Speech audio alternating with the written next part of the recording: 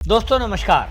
दोस्तों घुसपैठियों पर पूरे देश के अंदर एक्शन हो रहा है। देश के गृह मंत्री अमित शाह ने सभी राज्यों को 1 महीने पहले निर्देश दिए थे कि घुसपैठियों की तलाश की जाए और इनको डिपोर्ट किया जाए, लेकिन उनको खोजना भूस के ढेर में सुई को खोजने बराबर है।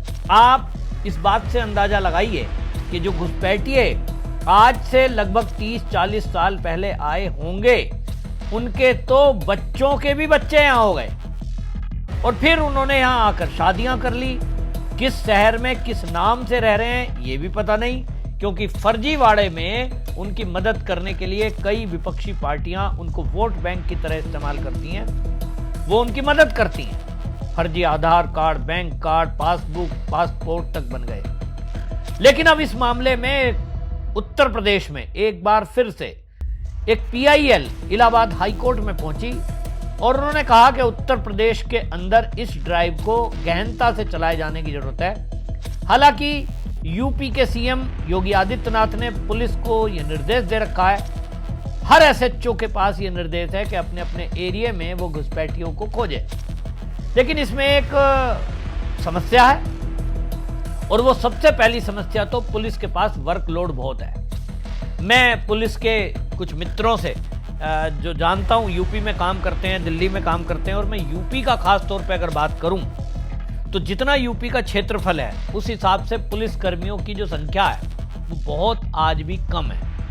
वर्कलोड ज्यादा है, फाइलों का काम, अपराध ज्यादा हैं और उसके बाद बहुत सारा स्टाफ तो कागजी कार्रवाई में लगा रहता है। फिर कोर्ट कचहरी के चक्कर लगाना, पूरे एरिया की रक्षा का जिम्मेदारी भी पुलिस कर्मियों पे है। अब ऐसे में अगर इस स्पेशल ड्राइव चलाई जाएगी तो पुलिस के पास सीमित संसाधन है। जांच करने जाएंगे, बवाल होता है बहुत बार। उनके पास अधिकार है, फिर कोर्ट में प्रस्तुत करो तो लोग सुप्रीम कोर्ट पहुंच जाते हैं। प्रशांत भूषण जैसे लोग एक NGO के जरिए सुप्रीम कोर्ट पहुंच गए और उन्होंने ये तक दलील दे दी कि अवैध गिरफ्तारी की जा रही है। साहब, ये जो घुसपैठिए हैं ये पहले घुसपैठिए सिद्ध तो करो।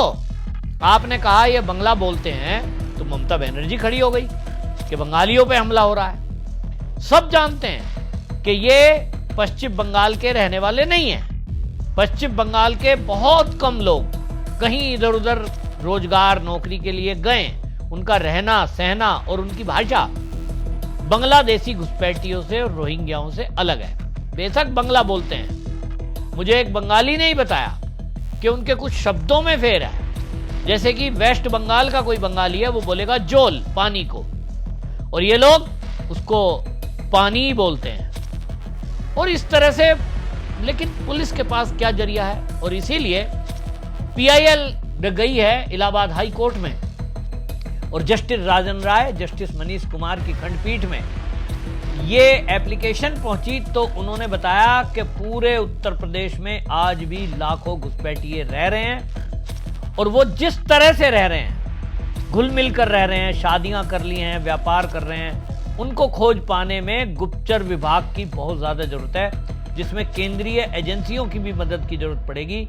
और इसीलिए कोर्ट से याचिकाकर्ता ने यह कहा कि इस मामले में केंद्र सरकार, राज्य सरकार और IB के डायरेक्टर, इस सबको पार्टी बनाया है और उन्होंने कहा कि ये सबसे पूछा जाए कि अभी तक आप लोगों ने किया क्या है। गृह मंत्रालय ने आदेश दे दिया, अमित शाह ने 1 महीने का टाइम दे दिया, लेकिन जो लोग देश में पकड़े गए हैं वो अभी 10% भी नहीं है। पूरे देश के अंदर एक अनुमान के अनुसार 5 करोड़ घुसपैठिए हैं। उसके हिसाब से 5 करोड़ घुसपैठिए के हिसाब से अगर आप देखेंगे, आंकड़े देख लीजिए राज्यवार, कहीं 1000, कहीं 2000, कहीं 10,000, सबसे ज्यादा अगर घुसपैठिए कहीं पकड़े गए हैं उत्तर प्रदेश में। योगी आदित्यनाथ ने क्योंकि आदेश पहले ही दे रखे थे, उसके बाद गुजरात में पकड़े गए हैं, लेकिन वो संख्या अभी भी लाख तक पूरे देश की अगर मिला दूं तो नहीं पहुंची है। अब आप सोचिए, जहां 5 करोड़ की संख्या हो और वहां 5 लाख भी ना पकड़े जाएं,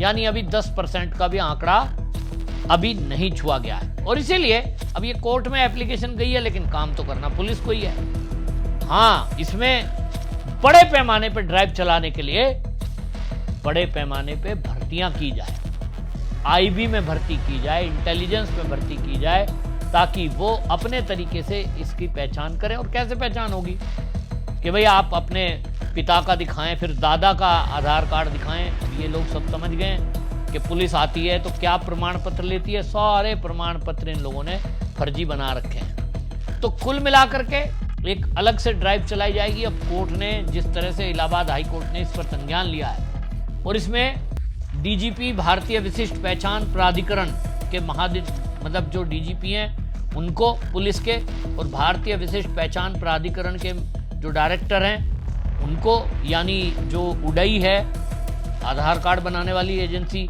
उसके डायरेक्टर को, खुफिया ब्यूरो के आईबी को, इनको 4 सप्ताह का समय दिया। और उन्होंने कहा विदेशी अधिनियम 1946 के तहत ये जितने भी प्रभावी कार्रवाई करनी है इसमें करिए। कोर्ट ने कहा अवैध विदेशियों को हिरासत में लेना, निर्वासन, इसको आप कर सकते हैं, ये हमारे कानून में पहले से ही कहा गया है। अब इसको देखना होगा कि उत्तर प्रदेश सरकार और केंद्र सरकार इस पे क्या संज्ञान लेती है।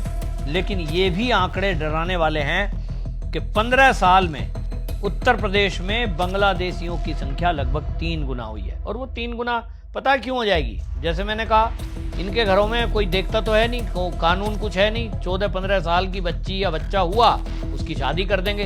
तो जो 15 साल में शादी कर दी, वो कानून देश का मानते नहीं है।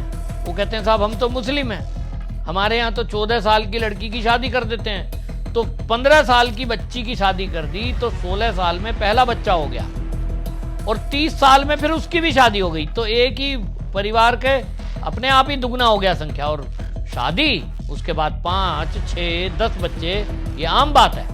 और इसलिए वो संख्या बड़ी तेजी से बढ़ती जा रही है। एक अनुमान के अनुसार लखनऊ में लगभग 50,000, प्रयागराज में लगभग 30,000, वाराणसी में 15,000 और कानपुर में लगभग 45,000 बांग्लादेशी घुसपैठिए हो सकते हैं। अब ये जिसने आंकड़े जुटाए वो केवल इस आधार पर है, उनकी भाषा देखकर, भूषा देखकर, झुग्गियां पड़ी हैं, झुग्गियों में देखकर। लेकिन इन्हीं में कई लोग ऐसे भी हैं जो इनके हेड हैं, माफिया हैं। उन लोगों ने पक्के मकान ले रखे हैं, कॉलोनी के बीच में किराए में कमरा ले लिया है और वो वहां अपना कुछ ना कुछ काम कर रहे हैं। उनको तो आप पहचान भी नहीं सकते।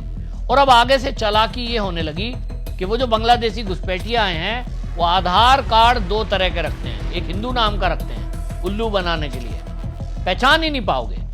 और जो लव जिहाद की घटनाएं जितनी हो रही हैं वो इसीलिए हो रही हैं। और इसलिए इन्होंने एक चालाकी करी है पूरे देश के अंदर। लेकिन ये ड्राइव चलाए जाने की आवश्यकता है। लेकिन अब इस पर चुनाव आयोग ने जो फैसला लिया है विशेष गहन पुनरीक्षण का, वोटर लिस्ट का, कम से कम एक पहला कदम तो इस बात का है ही कि जो घुसपैठिए हैं उनकी पहचान करके उनका वोट देने का अधिकार खत्म किया जाए, समाप्त किया जाए।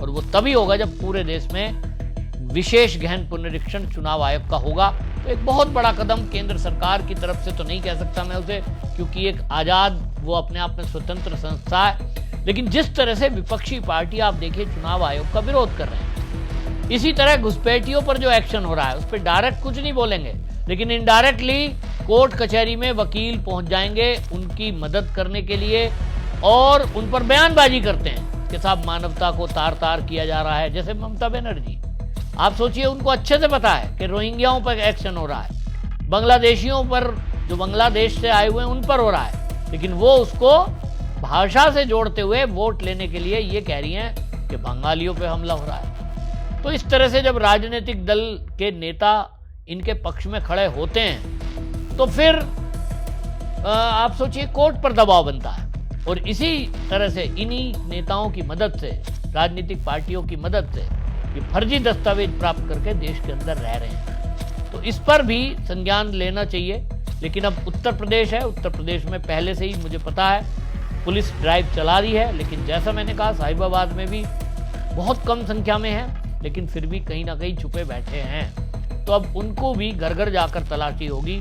आईबी को आदेश हुआ है तो निश्चित रूप से अब गुप्तचर विभाग, खुफिया विभाग इस पे एक्टिव होगा और गहनता से इसकी जांच होगी। तो उत्तर प्रदेश में अब ये एक विशेष ड्राइव चलाए जाएंगे, ऐसी उम्मीद जताई जा रही है। वंदे मातरम।